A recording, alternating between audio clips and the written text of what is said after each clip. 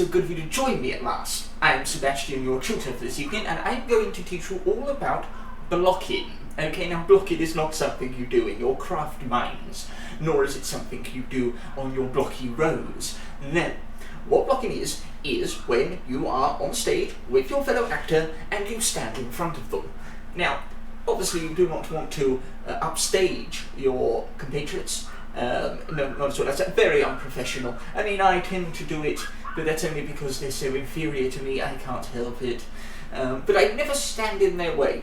If I have to stand to one side, I always make sure that I'm at least being noticed. You know, in my Hamlet, to be or not to be, what would that be if some great oaf had strode onto the stage and stood in front of me? Exactly. Now, but as Hamlet, there are many scenes I'm not in, and I may have to stand to one side at the very least. So, if the conversation is happening over here, I do not walk in front of them trying to get noticed. No, of course not. I stand over here, and I act. Oh yes, act very intrigued.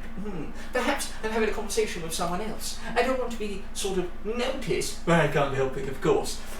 So I'm saying, rhubarb. Rhubarb. We say rhubarb probably because we're hungry. It's an old actor's thing, you wouldn't understand. Anyway, now if I had this conversation over here, or I was talking too loudly, oh no, that wouldn't be good for the other actors, and they're trying their best, of course. Nevertheless, here is how you solve the situation. Hit your marks. Okay, now your marks are usually marked on the ground. I try to make sure they are massive because I refuse to wear glasses, and I never will. Okay, if I misread something in a script, that's not my fault. Anyway, I have a big mark on the ground to say where I stand and what I'm to do, and I insist other actors follow this too. Now, I should say that blocking, alright, it does not just rely on us as actors, it's also for the audience as well. For example, I had a nasty incident in which many of the hundreds of thousands of people in attendance were a bit dismayed when someone kept standing up and saying that they had stuff in their way and they couldn't see the stage, and I got very angry, very cross. I even stopped the play halfway through.